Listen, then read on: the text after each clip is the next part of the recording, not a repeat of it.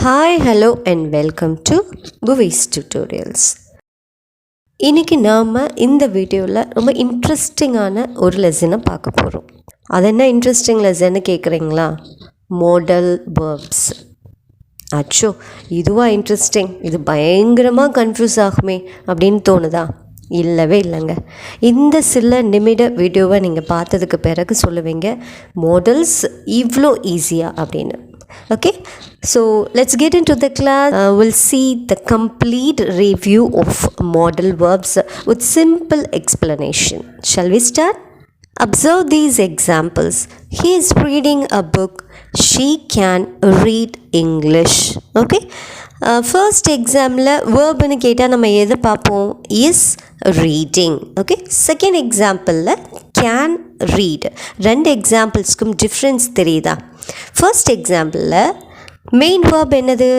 Read. Second எக்ஸாம்பிள்லையும் principal வேர்ப்னு சொல்லக்கூடிய அந்த main verb என்னென்னா ரீடு தான். ஆனால் அந்த ரீடுக்கு கூடவே ஃபஸ்ட் சென்டென்ஸ்லேயும் சரி செகண்ட் சென்டென்ஸ்லேயும் சரி அசிஸ்ட் பண்ணுறதுக்கு ஹெல்ப் பண்ணுறதுக்கு கூடவே ஒரு ஆக்சிலரி வேர்ப் வந்திருக்கு. ஃபஸ்ட் சென்டென்ஸில் பார்த்தீங்கன்னா இஸ், செகண்ட் சென்டென்ஸில் பார்த்தீங்கன்னா கேன். ஓகே, ஸோ இந்த மாதிரி மெயின் வேர்ப்ஸுக்கு ஹெல்ப் பண்ணுறதுக்காக வரக்கூடிய வேர்ப்ஸை தான் ஆக்சிலரி வேர்ப்ஸ், இல்லைன்னா ஹெல்பிங் வேர்ப்ஸ்னே கூட நம்ம சொல்லலாம். அப்போ இந்த ஆக்சிலரி வேர்ப்ஸ் எதுக்கு யூஸ் ஆகுதுன்னு பார்த்தீங்கன்னா, ஒரு சென்டென்ஸு எந்த டென்ஸில் இருக்குது, எந்த வாய்ஸ் அந்த சென்டென்ஸில் யூஸ் பண்ணப்பட்டிருக்கு, ஆக்டிவ் வாய்ஸாக பேசிவ் வாய்ஸாக, இல்லை ஒரு ஸ்பீக்கர் அந்த சென்டென்ஸை எந்த மூடில் சொல்கிறாரு, இதெல்லாம் தெரிஞ்சுக்கிறதுக்காக சொல்லப்படுறது தான், யூஸ் பண்ணப்படுறது தான் இந்த auxiliary verbs, helping verbs. Okay, இப்போ ஒருத்தவங்க உங்ககிட்ட வந்து ஒரு விஷயம் செய்ய சொல்கிறாங்க. ஓகே, உங்களுக்கு அந்த விஷயம் செய்கிறதுல விருப்பமே இல்லை, அதனால் கொஞ்சம் இரிட்டேட்டடாகவே சொல்ல போகிறீங்க, என்னால் அதை செய்யவே முடியாது அப்படிங்கிற. ஸோ இன்னொருத்தர் ரொம்ப பெரியவர், அவர் கேட்குற விஷயம் ரொம்ப ஹம்பிளாகவே அவர் அந்த விஷயத்தை கேட்குறாருன்னு வைங்களேன். ஸோ அவர்கிட்டையும் நீங்கள் செய்ய முடியாதுன்னு தான் சொல்ல போகிறீங்க, ஆனால் நீங்கள் சொல்ல போகிற விஷயம் கொஞ்சம் ஹம்பிளாக இருக்கணும், ஏன்னா கேட்குறவர் அப்படிப்பட்டவர் இல்லையா? ஸோ முதல்ல அவர் கேட்டவர்கிட்ட கட் அண்ட் ரைட்டாக சொல்கிற மாதிரி என்னால் செய்ய முடியாதுன்னு சொல்லணும். இவர்கிட்ட சாஃப்டாக சொல்லணும்.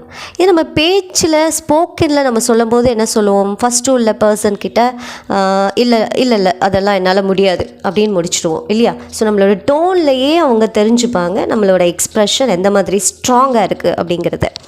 ரெண்டாவது பர்சன், அந்த பெரியவங்க வந்து கேட்கும்போது நம்ம சொல்லக்கூடிய பதில் என்னால் முடியாது, இப்போதைக்கு முடியாது, சம்திங் நம்ம டோனை கொஞ்சம் குறைச்சிட்டு ரொம்ப சாஃப்டாக சொல்லுவோம் இல்லையா?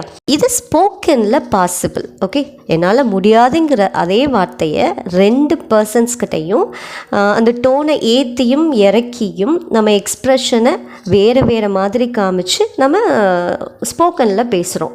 ஆப்போசிட்டில் உள்ள பர்சன் அதை புரிஞ்சுக்கிடுவார். ஓகே, இது கொஞ்சம் கோவமாக சொல்லக்கூடிய எக்ஸ்ப்ரெஷன், இது ரொம்ப கேஷுவலாக சொல்லக்கூடிய எக்ஸ்ப்ரெஷன், இது மாதிரி ஆப்போசிட் பர்சன் நம்மளோட ஃபேஸ் ரியாக்ஷனை பார்த்துட்டு கண்டுபிடிச்சிடுவார். Okay, this is possible in spoken.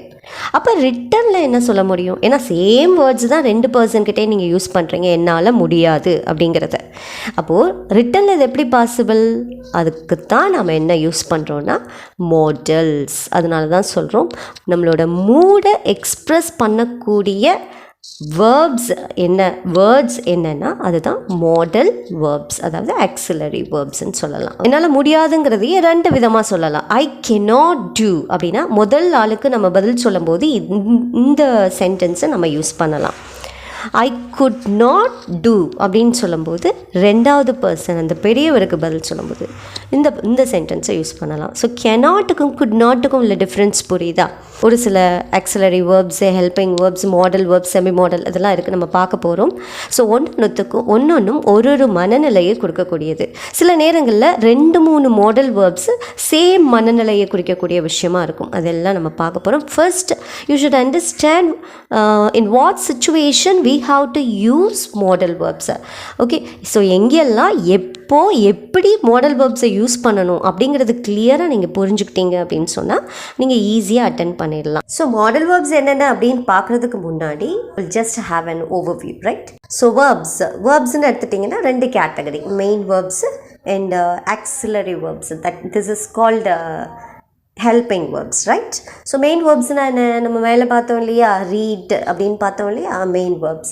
Read, walk, play, look, see, these are all main verbs. Okay, auxiliary verbs ன்னு சொல்லக்கூடிய அந்த helping verbs we can classify as two.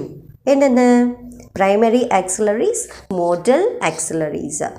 So primary ஆக்சிலரிஸில் மொத்தம் 3 forms இருக்குங்க. 3 ஃபார்ம் ஆஃப் வேர்ப்ஸ் யூஸ் பண்ணலாங்க. ப்ரைமரி ஆக்சிலரிஸில் be form இருக்குது, டூ ஃபார்ம் இருக்குது, ஹேவ் ஃபார்ம் இருக்குது. அது என்ன பி ஃபார்ம் அப்படின்னு பார்த்தீங்கன்னா உங்களுக்கே தெரியும், லோவர் கிளாஸஸில் படிச்சிருப்பீங்க. Am, is, was, are, were. Do ஃபார்ம்னு எடுத்துட்டிங்கன்னா டூ, டிட், டஸ்.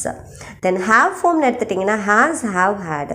ஸோ இதில் ஒரு 11 ப்ரைமரி ஆக்சிலரிஸ் இருக்குது. இது தனியாக எடுத்து வச்சுக்கோங்க. Okay, so primary ஆக்சிலரிஸ் 11. இது நம்ம தனியாக ஒரு வீடியோவில் நம்ம பார்க்கலாம். ஸோ நம்ம இந்த வீடியோவில் டீல் பண்ண போகிறது முழுக்க மாடல்ஸ் அண்ட் செமி மாடல்ஸ் தான்.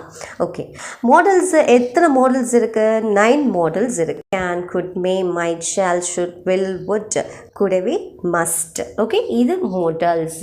அதுலேயே இன்னும் ஒரு இது வந்து ஒரிஜினல் மாடல்ஸ். இன்னும் ஒரு 4 மாடல்ஸ் இருக்குது. அது semi models or marginal models or quasi models அப்படின்னு சொல்லுவாங்க. அந்த 4 யார் அப்படின்னா ought to, used to, dare, need. Okay, நம்ம ஒன்றையும் எந்த சிச்சுவேஷனில் யூஸ் பண்ணணும் அப்படிங்கிறது தான் நம்ம இந்த வீடியோஸ்லையும் அண்ட் அடுத்த பார்ட் வீடியோலையும் நம்ம பார்க்க போகிறோம். ஓகே.